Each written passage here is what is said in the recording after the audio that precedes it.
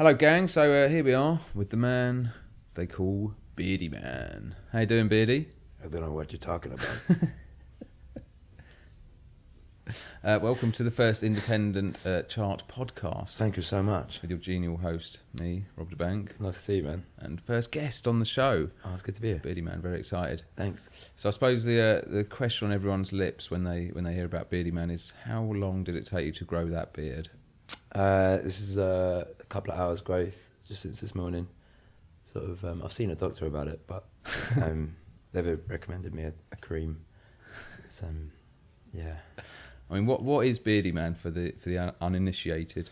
Beardyman is a concept. It's an idea. It's a way of life. It's a way of being. It's a vibe. It's an energy. It's a lifestyle choice, and it's a choice that I've made and that anyone else can make. And all you need to do is just grow a beard. So there can be more than one Beardyman. There are many beardy men, but I'm their leader, and girls can be beardy men too.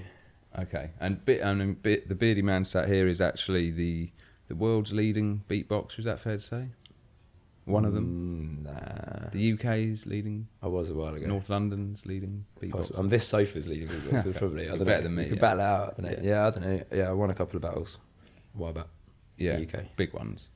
Yeah. And but, yeah. I mean, you've actually just done your debut album. So aside from, you've kind of moved slightly away from beatboxing. Is that fair to say?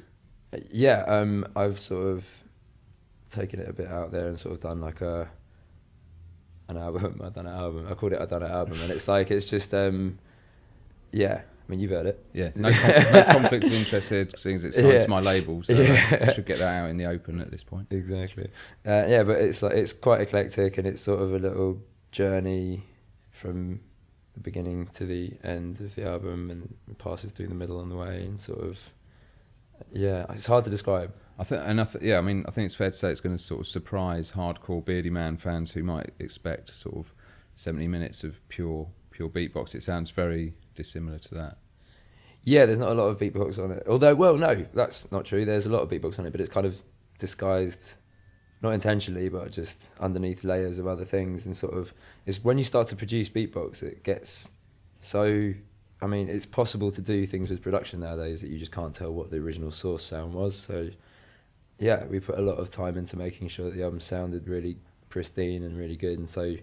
And also a lot of the songs are genre pastiches. So we've gone out of our way to put the beatbox sounds through some of the processing that they would have been. Like, for example, there's this Q-tip one where I sort of beatboxed a beat, and then to make it sound like it was coming through an MPC, we split the beat up into its component parts and put them on different tracks, and put slightly different processing on them, but we put bit crushers on it to emulate what an MPC would do, and a bit of distortion, and tweaked it. So it's kind of pointless that we used beatbox at all, really, because you can't really tell, but it is beatbox. That's the thing. So some of the tracks are sort of, I suppose you could take them as sort of demonstrating how far you can take production with beatbox. But if you're sort of hoping to find lots of very clearly sort of beatbox oriented tracks on the album, you might be slightly disappointed because it's but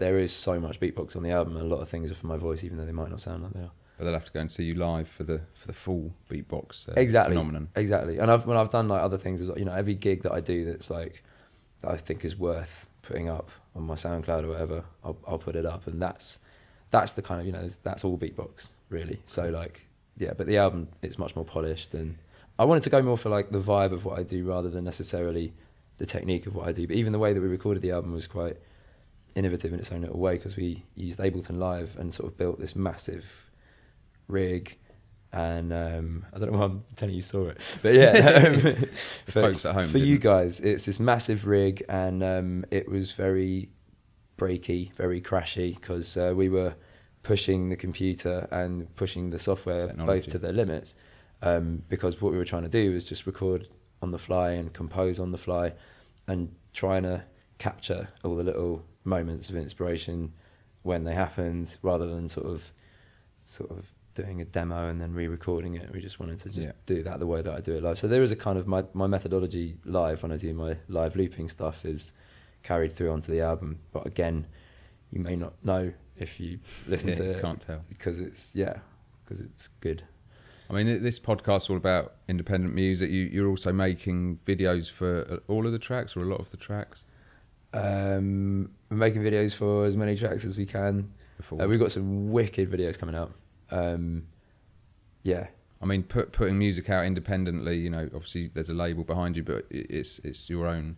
You're sort of driving a lot of it yourself. How important is it to have all those different strands, you know, videos as well as the record and doing the live show? And I think it's immensely important nowadays to make sure you've got videos for your stuff if you can, or even just to put things up on YouTube. I don't know. I mean, it's opinions are divided, aren't they, about whether or not you should put tracks up on YouTube? But I don't know. I think you should. I mean, it's, you know, the world has changed. Media distribution is not what it was. The industry is kind of completely shifting, and yeah, I think it's really important to have videos for the stuff that you got, even if they're rubbish, just to sort of get them up on YouTube, just because YouTube is the primary source of media content for consumers of said media content. And you've got a few fans on there in the hundreds of thousands. I can't remember how many I got, but yeah, it's I'll put something up. Daft amounts. Yeah, it's not like crazy amounts. It's quite a few. I can't remember. Several, more than 7.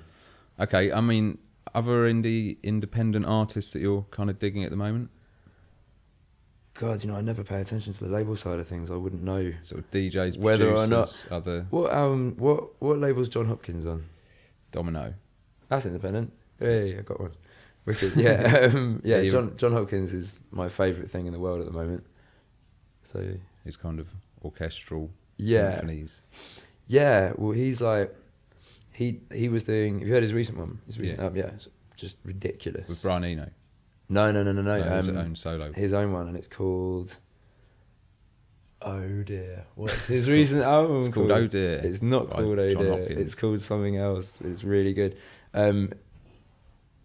Insides, that's it, and it is just ridiculous. And it's kind of lots of pastoral sort of orchestral stuff, sort of chamber quartets and stuff like that, and it sounds like it anyway. It's just sort of bare strings and stuff like that.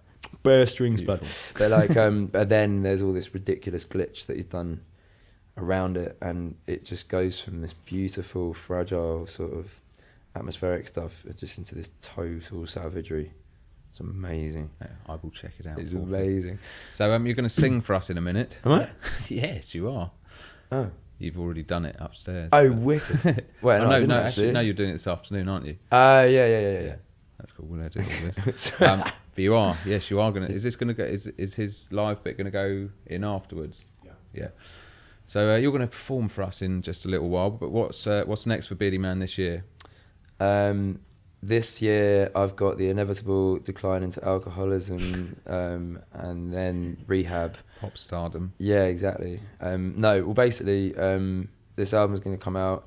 It's all going to kick off so massively that I'm going to have to skip the country and head to a tax exile and live out your days in Monaco. Yeah, excellent. Exactly.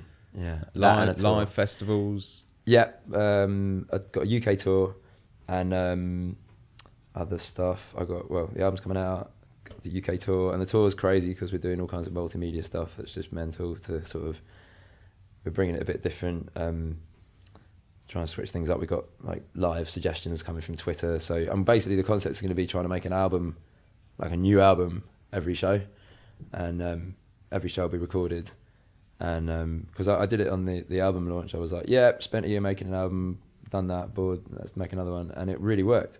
And it's something I've wanted to do for a while actually. So we're going to do that on tour, and there's all these visuals and stuff. So if I start banging on about something random, like I don't know, donkeys or whatever, donkeys will come up on the screen and start flashing and stuff. So like.